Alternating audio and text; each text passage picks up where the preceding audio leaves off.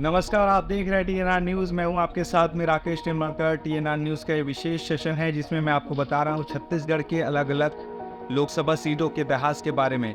आज चर्चा करेंगे और समझेंगे बिलासपुर लोकसभा सीट के बारे में कि आखिरकार ऐतिहासिक पृष्ठभूमि इस सीट की क्या कुछ रही है, आज़ादी के बाद से अब तक यहाँ पर कितने चुनाव हुए हैं, किन-किन पार्टियों ने यहाँ पर जीत दर्ज की है, कितनी बार की है और किन-किन लोगों ने यहाँ पर चुनाव जीता है, जानेंगे इन सब के बारे में। दरअसल आज़ादी के बाद से लेकर अभी तक यहाँ पर कुल 18 बार चुनाव हुए हैं, जिसमें एक उपचुनाव भी शामिल है, यानी 17 बार आम चुनाव हुए हैं, 1 बार उपचुनाव हुआ है। अगर इस लोकसभा सीट की बात की जाए तो यहाँ पर 18 बार में से 8 बार कांग्रेस पार्टी, 8 बार भारतीय जनता पार्टी और 1 बार निर्दलीय प्रत्याशी ने जीता है, तो वहीं 1 बार भारतीय लोक दल ने भी यहाँ से जीत दर्ज की है। अगर वहीं बात करें बिलासपुर लोकसभा सीट की, तो ये 2 जिलों में आता है। बिलासपुर लोकसभा सीट बिलासपुर और मुंगेली जिले में फैला हुआ है, जिसमें इन दोनों जिलों के 8 विधानसभा सीटें आती है, जिसमें मुंगेली जिले के लोरमी और मुंगेली विधानसभा क्षेत्र आते हैं और बिलासपुर का तखतपुर, बिल्हा, बिलासपुर, बेलतरा, मस्तूरी और कोटा विधानसभा क्षेत्र शामिल है। और इन 8 विधानसभा सीटों में अगर देखा जाए तो 2023 में हुए विधानसभा चुनाव में 2 में कांग्रेस पार्टी ने जीत दर्ज की है, तो वहीं पर भारतीय जनता पार्टी 6 विधानसभा सीटों में इस समय काबिज है। बात करते हैं यहाँ पर मतदाताओं की, तो यहाँ की कुल मतदाता है 20,64,182 यहाँ पे कुल मतदाता है, जिसमें पुरुष मतदाता 10,40,135 है। वही महिला मतदाताओं की बात की जाए तो यहाँ पर 10,23,945 और थर्ड जेंडर मतदाता 102 हैं। वही जातिगत समीकरण पर नजर डालें इस सीट पर, तो यहाँ पर ओबीसी समाज का दबदबा है, यानी 50% की भागीदारी ओबीसी समाज रखते हैं। वही अनुसूचित जाति समाज के यहाँ पर 22.2% और अनुसूचित जनजाति समाज के यहाँ पर 13.95% यहाँ पे एसटी वर्ग के लोग हैं। अब बात करते हैं इसके इतिहास के बारे में। 1952 में पहली बार यहाँ पे चुनाव हुआ था और उस चुनाव में कांग्रेस पार्टी ने जीत दर्ज की थी और यहाँ से पहले सांसद चुने गए थे रेशमलाल जांगड़े। 1952 में पहली बार जब चुनाव हुआ तो यहाँ पर कांग्रेस पार्टी के रेशमलाल जांगड़े चुनावी मैदान में थे और उन्होंने जीत दर्ज की और पहला सांसद होने का गौरव इनको प्राप्त है। जब दूसरी बार यहाँ पर 1957 में चुनाव होता है, आम चुनाव, तो यहाँ पर बिलासपुर लोकसभा सीट से दूसरी बार रेशमलाल जांगड़े ही जीतते हैं और दूसरी बार वो सांसद चुने जाते हैं कांग्रेस पार्टी से। लेकिन जब 1962 में तीसरा आम चुनाव होता है देश में, तो इस सीट पर निर्दलीय प्रत्याशी ने जीत दर्ज की। 1962 में सत्य प्रकाश ने यहाँ पर जीता निर्दलीय प्रत्याशी के तौर पर, लेकिन तत्कालिक कारणों के कारण 1962 में ही यहाँ पर उपचुनाव कराया जाता है और उस उपचुनाव में कांग्रेस पार्टी के डॉक्टर चंद्रभाष सिंह यहाँ से जीतते हैं, यानी यहाँ पर कांग्रेस पार्टी की वापसी करवाते हैं उपचुनाव में। और जब चौथा यहाँ पर आम चुनाव होता है 1967 में, तो यहाँ पर कांग्रेस पार्टी के अमर सिंह सहगल जीतते हैं और उसके बाद जब 1971 में 5वां आम चुनाव देश में होता है, तो यहाँ पर कांग्रेस पार्टी के राम गोपाल तिवारी जीत दर्ज करवाते हैं। यहाँ पर कांग्रेस लगातार जीतती रही, लेकिन 1977 का दौर आता है। 1977 में जब 6वां आम चुनाव देश में होता है और ये समय आपातकाल के निकलने के बाद जब चुनाव हुआ वो समय था और इंदिरा गांधी के खिलाफ बहुत आक्रोश था लोगों में और यहाँ पर विपक्षी पार्टियों ने जयप्रकाश नारायण के नेतृत्व में यहाँ पर भारतीय लोक दल का निर्माण करते हैं और हल दर किसान छाप के चुनाव चिन्ह के साथ वो चुनावी मैदान में रहते हैं और यहाँ पर भी बिलासपुर लोकसभा सीट पर निरंजन प्रसाद केसरवानी यहाँ से भारतीय लोक दल के प्रत्याशी के तौर पर रहते हैं और वो जीतते हैं और यहाँ पर कांग्रेस पार्टी की हार होती है।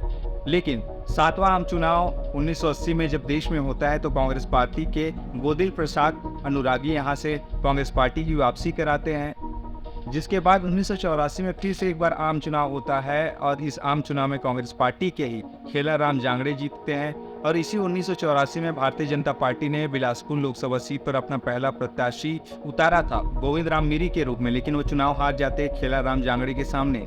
लेकिन भारतीय जनता पार्टी का भाग्य चमकता है 1989 में जब 9वां आम चुनाव देश में होता है और इस लोकसभा सीट पर भारतीय जनता पार्टी भारी पड़ती है कांग्रेस पर। यहाँ पर रेशमलाल जांगड़े को चुनावी मैदान में भारतीय जनता पार्टी लाती है। रेशमलाल जांगड़े यही वो रेशमलाल जांगड़े है जो पहला सांसद होने का गौरव जिनको प्राप्त है बिलासपुर लोकसभा सीट से।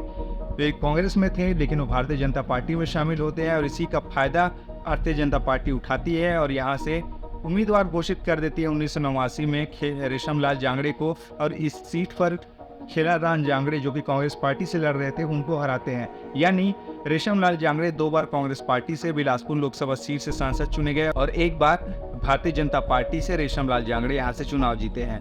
वही जब 1991 में मध्य अवधि चुनाव फिर से 1989 के बाद कराया जाता है, केंद्र में बैठी वीपी सिंह की सरकार गिर जाती है और यहाँ पर मध्य अवधि चुनाव 1991 में होता है, तो यहाँ पर खेला राम जांगड़े कांग्रेस पार्टी के जीतते हैं और यहाँ पर गोविंद राम मीरी जो कि भारतीय जनता पार्टी के प्रत्याशी थे उनको फिर से हरा देते हैं और यहाँ पर कांग्रेस पार्टी की वापसी होती है।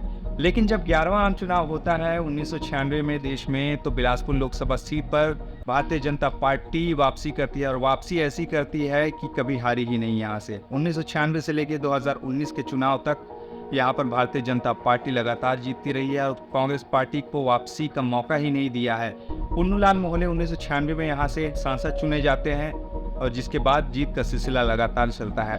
पुन्नूलाल मोहले बहुत बड़े नेता है कांग्रेस भारतीय जनता पार्टी के। हमने इनका इंटरव्यू भी लिया है, आप चाहें तो इनका इंटरव्यू नीचे डिस्क्रिप्शन में हम लिंक दे देते हैं, जाकर देख सकते हैं। 1996 में ये जीत कराते हैं। वही 12वां आम चुनाव 1998 में होता है, तो पुन्नूलाल मोहले यहाँ से फिर से सांसद चुने जाते हैं। उसके बाद 1999 में फिर से चुनाव होता है, 1 साल बाद 1998 के बाद मध्य अवधि चुनाव 1999 में होता है। यहाँ पर फिर से पुन्नूलाल मोहले जीतते हैं, जीत का हैट्रिक लगाते हैं और जीत का चौका 2004 में फिर से लगाते हैं जब 14वां आम चुनाव देश में होता है और पुन्नूलाल मोहले भारतीय जनता पार्टी की तरफ से यहाँ पे लड़ रहे थे और चौथी बार भारतीय जनता पार्टी को इस सीट पर लगातार जीत दिलाते हैं। और ये पुन्नूलाल मोहले का जीत का ही नतीजा था कि ये गढ़ बन जाता है भारतीय जनता पार्टी का। और जब 2009 में 15वां आम चुनाव इसी सीट पर होता है, तो दिलीप सिंह जूदेव भारतीय जनता पार्टी की तरफ से लड़ रहे थे और वो जीतते हैं और पूर्व मुख्यमंत्री अजीत जोगी की धर्मपत्नी रेणु जोगी यहाँ से कांग्रेस पार्टी की तरफ से उम्मीदवार थी, लेकिन रेणु जोगी यहाँ पर दिलीप सिंह जूदेव के सामने हार जाती हैं। वहीं 2014 में मोदी लहर चल रहा था और 16वां आम चुनाव हो रहा था, तो लखनलाल साहू को यहाँ पर भारतीय जनता पार्टी लेकर आती है और लखनलाल साहू यहाँ पे बड़े अंतर के साथ जीतते हैं।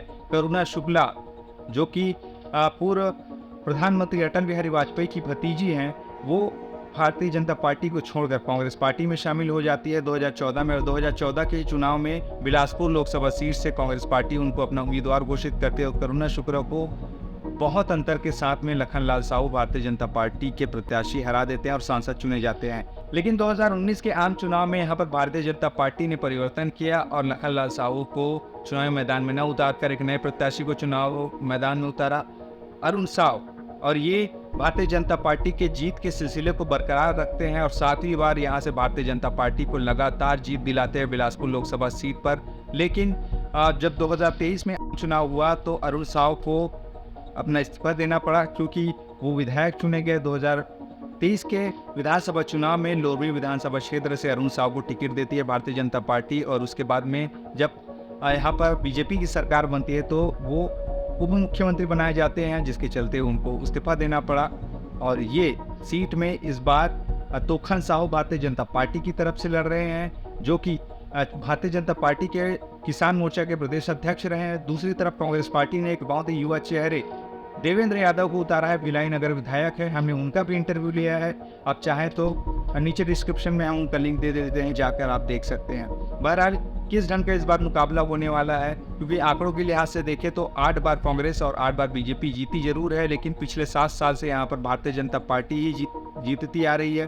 क्या 8वीं बार जीत पाती है या फिर यहाँ पर कांग्रेस पार्टी जो कि छत्तीसगढ़ बनने के बाद से जीतने के लिए यहाँ पे तरस रही है, क्या वो जीत पाती है, ये देखना बड़ा महत्वपूर्ण होगा। आप बताइए कमेंट में आखिरकार कि इस बार किसका पलड़ा भारी लग रहा है। बहरहाल आपको अगर ऐसी राजनीतिक खबरों में इंटरेस्ट है तो सब्सक्राइब कीजिए हमारे चैनल, क्योंकि हम छत्तीसगढ़ की राजनीति से रिलेटेड खबरें लगातार आप सबके सामने लाते रहते हैं। अगले वीडियो में मिलते हैं, नमस्कार।